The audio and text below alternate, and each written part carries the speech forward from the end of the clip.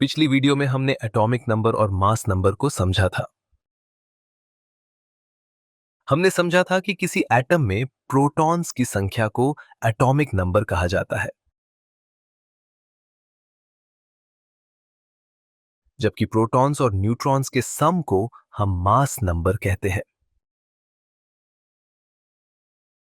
आज की इस वीडियो में हम एटॉमिक नंबर और मास नंबर से जुड़े बेहद ही इंपॉर्टेंट टॉपिक्स आइसोटोप्स और आइसोबार्स के बारे में बात करेंगे।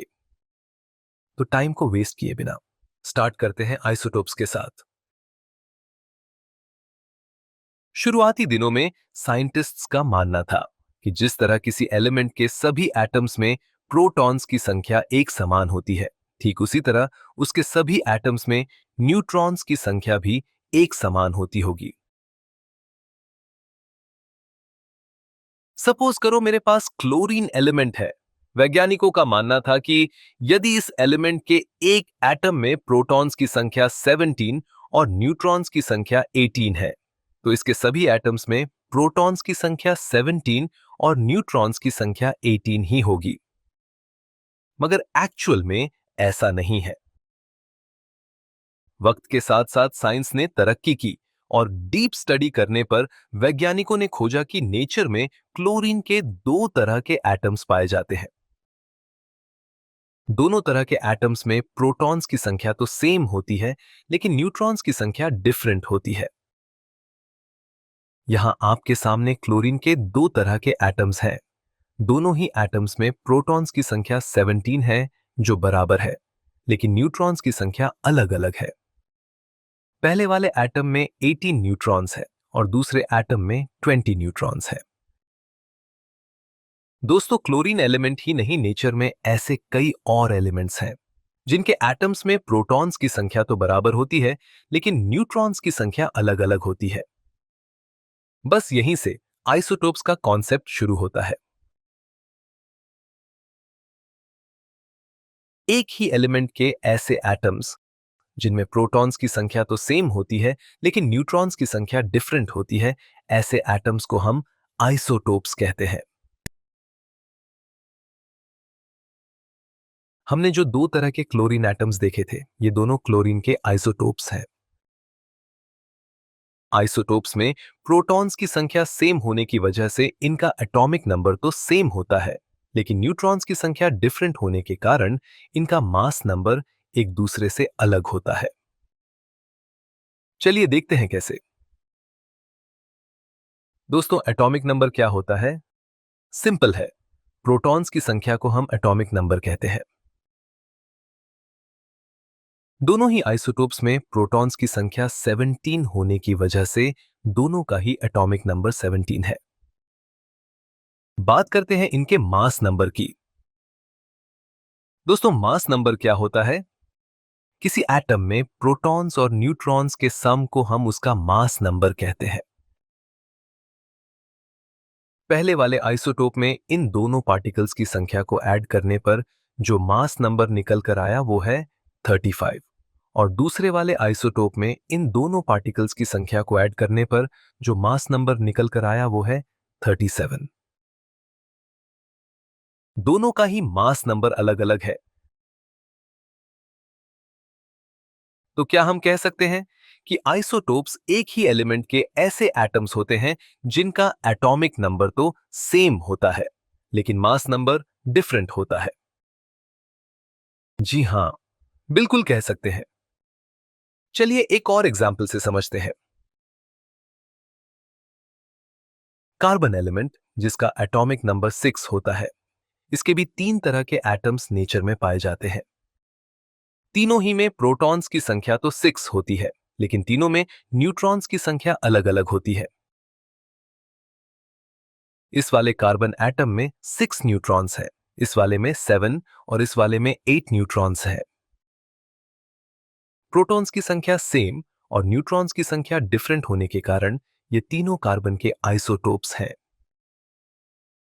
तीनों का मास नंबर कैलकुलेट करें तो 6 न्यूट्रॉन्स वाले कार्बन का मास नंबर है 12, 7 न्यूट्रॉन्स वाले कार्बन का मास नंबर है 13 और 8 न्यूट्रॉन्स वाले कार्बन का मास नंबर है 14। इनके मास नंबर के ही अकॉर्डिंग इन तीनों को नाम भी दिए गए हैं। पहले वाले का नाम कार्बन 12, दूसरे वाले का नाम कार्बन 13 और तीसरे वाले का नाम कार्बन 14।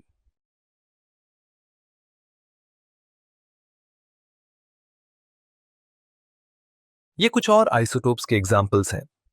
इन सभी का एटॉमिक नंबर तो सेम है, लेकिन मास नंबर डिफरेंट है। लेकिन क्या कभी आपने सोचा है ऐसे एटम्स का इतना अजीब सा नाम आइसोटोप्स ही क्यों रखा गया? क्या हमें कंफ्यूज करने के लिए? बिल्कुल नहीं। असल में केमिस्ट्री की ज्यादातर टर्म्स ग्रीक भाषा से ली गई हैं। आइसोटोप भी एक ग्रीक वर्ड है। इसमें आइसो का मतलब होता है सेम या बराबर, जबकि टोप्स का मतलब होता है प्लेस या जगह। इस तरह आइसोटोप्स का मतलब हुआ सेम पोजीशन या सेम जगह वाले एटम्स। सेम एलिमेंट के एटम्स होने के कारण आइसोटोप्स पीरियोडिक टेबल में सेम जगह ऑक्यूपाई करते हैं। इसी वजह से इनको सेम जगह वाले एटम्स या आइसोटोप्स कहा गया। पीरियोडिक टेबल में सेम जगह ऑक्यूपाई करने के कारण इनकी केमिकल प्रॉपर्टीज एक दूसरे के सिमिलर होती हैं।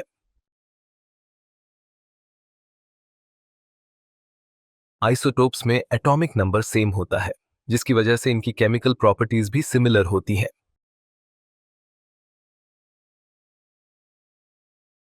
तो ये थे आइसोटोप्स जिनका एटॉमिक नंबर सेम और मास नंबर डिफरेंट होता है।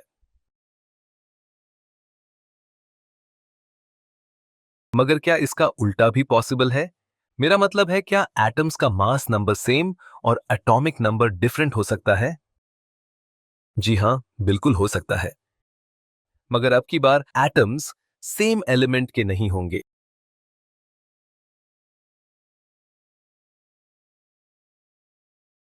एग्जाम्पल के तौर पर पोटेशियम और कैल्शियम, इन दो एलिमेंट्स के एटम्स पर नजर डालिए।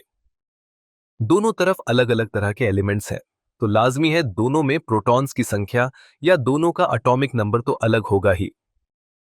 प्रोटॉन्स की संख्या के साथ साथ दोनों एटम्स में न्यूट्रॉन्स की संख्या भी अलग अलग है।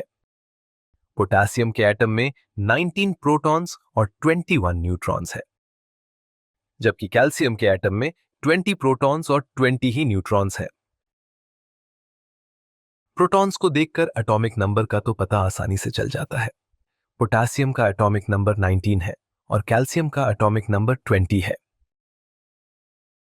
इन दोनों का मास नंबर कैलकुलेट करते हैं, तो पोटेशियम का मास नंबर निकल कर आता है 40 और कैल्शियम का भी मास नंबर इतना ही आ रहा है।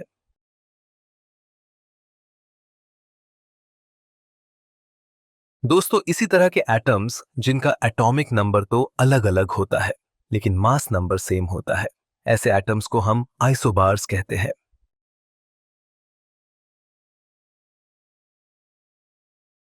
सोडियम एटम और मैग्नीशियम एटम, ये भी आइसोबार्स के ही एग्जाम्पल्स हैं। सोडियम में 11 प्रोटॉन्स और 13 न्यूट्रॉन्स होते हैं, जबकि मैग्नीशियम में 12 प्रोटॉन्स और 12 ही न्यूट्रॉन्स होते हैं। सोडियम का एटॉमिक नंबर 11 है और मैग्नीशियम का एटॉमिक नंबर है 12। मास नंबर की बात करें तो सोडियम का मास नंबर 24 है और मैग्नीशियम का भी मास नंबर 24 ही है। एटॉमिक नंबर डिफरेंट और मास नंबर सेम होने के कारण ये दोनों भी आइसोबार्स हैं। ये कुछ और आइसोबार्स के एग्जाम्पल्स हैं। इन सभी में एटॉमिक नंबर डिफरेंट और मास नंबर सेम होता है।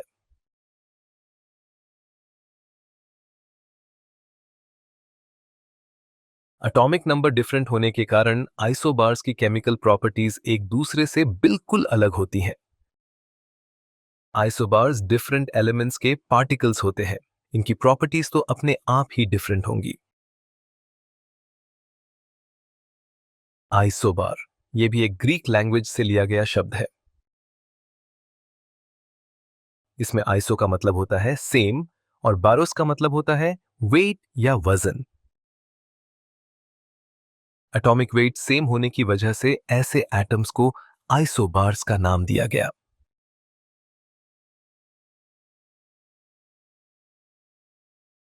तो ये थे आइसोटोप्स और आइसोबार्स।